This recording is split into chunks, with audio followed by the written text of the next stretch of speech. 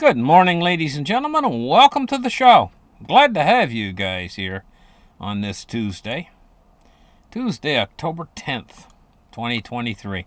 Thank you for tuning in. Well, what do we got to talk about here? What in the heck's going on out there? Nordstream, it's happened again. The Finland-Estonia undersea pipeline in the Baltic has been deliberately damaged. So see a picture of this right here. It goes between Inku and Estonia. It's a Baltic connector, and so they've cut off a gas supply again. 77-mile long interconnector in the early morning hours of Sunday. Now, in the war that's going on in Israel, let me see here. They found over 100 bodies in an Israeli kibbutz. 11 Americans killed and likely more in captivity. So, very brutal. We also have Gaza right now is under siege. Evidently, the city has 2.3 million inhabitants. Now, one of the things I found out here from listening to this article here on CBC News, the National, and the article is titled, Gaza Faces a Humanitarian Crisis with an Israeli Retaliation. One of the things I learned that I found out that was very interesting about this, I didn't know, and I found it amazing, that almost half of the residents of Gaza are children. There's a picture of one of them here. It's a picture from Gaza, the city. I find that amazing. That's a very, very high population of children ratio to adults in this particular city. So anyway, the city's under siege. Nobody's allowed in or out. Well, I shouldn't say nobody's allowed in or out, but they're not getting in or out. And there's no water coming in, and there's no food coming in, and there's no electricity coming in, and it's becoming a dire situation. Now, other things we have going on is that I wanted to talk about here this morning was the welfare state has a war going on income and savings, and this war is directly impacting you. So there's a guy sitting at the table here, and he's got an empty bottle. Evidently, that's his savings. This is applicable to a lot of the higher percentage of my audience out there from the United States of America and Great Britain. I got quite a few viewers from Canada. But it's applicable to all three of these countries and more countries, but much so the countries that are being controlled by central banks. This is directly being caused. I'm going to read just a few of the excerpts from this. The welfare state. It says, its way of life, which plunders and loots people's incomes to fund an ever-increasing expenditure of welfare state programs. The thing about this is, it sort of takes people's impetus to work away. Because, first off, if a guy that's on welfare is making as much as the next guy next to him is working at McDonald's, and he says, gee, I could go on welfare, I get more, he's making more than me. Why am I working? And it takes away incentive because the guy is on welfare. He says, well, gee, if I go and get a job, they're going to dock me a certain amount of my income. As much as I'm making working. And in order to stay on welfare, they have to. It's almost like an extension of the government itself, because people that are on welfare, it's almost like they're part of the whole structure of the governmental system at that point, and they have to toe the line on everything that they're told to do in order to maintain their. And it gives the government an awful lot of welfare state control over the general population. From money that they get from where? Where do they get all this money? Well, they just create it from thin air and add it to the debt, which grows larger and larger and larger. None of this is sustainable for long periods, and it slowly takes things and it degenerates.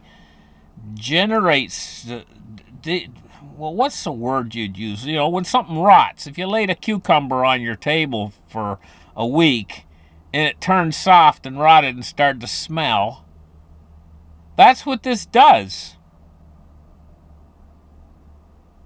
Eventually, this is like it rots the country from the inside out. And we're getting to that point of no return now at this point, where this is the only thing that they can actually do, because they're destroying people's jobs, they're destroying small business. And ultimately, in the end, what are people going to do? They're going to have to go on welfare or be helped, or they'll starve to death. But they don't care. But this ultimately leads to a final conclusion where the whole thing just... Well, we all saw the fall of the former Soviet Union, didn't we?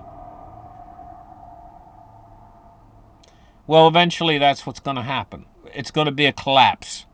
Because when society becomes too overburdened from the ones down underneath, the working class people are supporting, when it becomes too big of a burden for them to support all the rest, then the house of cards comes down. And we're getting close to that point, Now, let me see if I covered the stories that I wanted to cover. We're going to cover the markets now. Silver's 21.83. It's down 3 cents.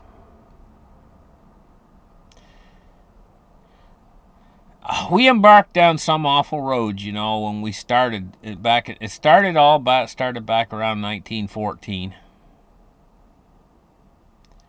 That's when the Federal Reserve started to really get their claws in. And, it's a Ponzi scheme that they've set up.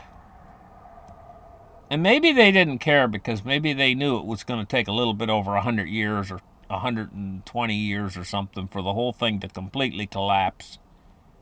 And they figured, well, our great-great-grandkids will have to take care of that. But ultimately, if they set this thing up the way it works, it's ingenious. The Ponzi scheme's ingenious.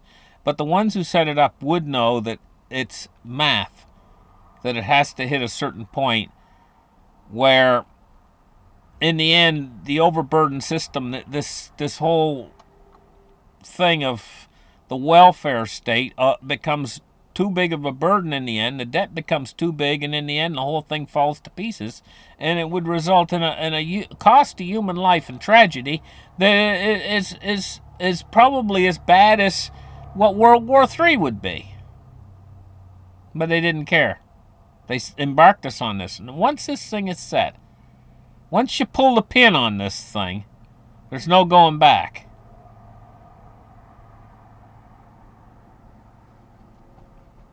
It's gonna end in that final conclusion.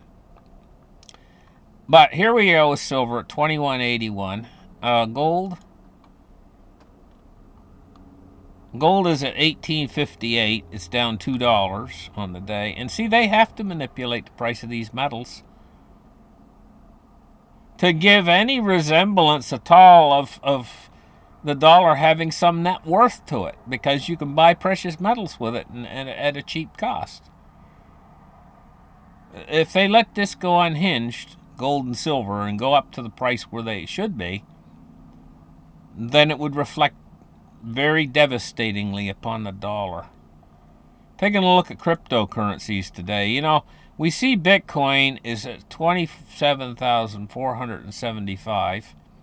Seems to have stabilized in price. Ethereum is at 1584, and XRP is at 49.9 cents. Dow Jones Industrial Average is up 197 points. Refresh the page. It's up 231 points. 33,835. So that wasn't it. Remember when we had that little drop? Let me go into the one month here. That little dip right here. I pulled out of it now. Well, it wasn't it, but I'm still in expectation of it. What is it? It is a massive drop in the market that very well could happen. Something's going to go wrong. They just can't keep raising these interest rates higher and higher and not expect it to bite at a certain point. And so I'm expecting that. Taking a look at crude oil is at 86.30. It's up $3.51. Bonds and rates today, what we're looking at is fallen yields today. So it's taking a little bit of the pressure off, just for now. The 10 years fell to 4.63. It's down 15 basis points. And the U.S. 30-year is at 4.82, and it's down 11.5 basis points. And taking a look at the U.S. dollar index today is at 105.77.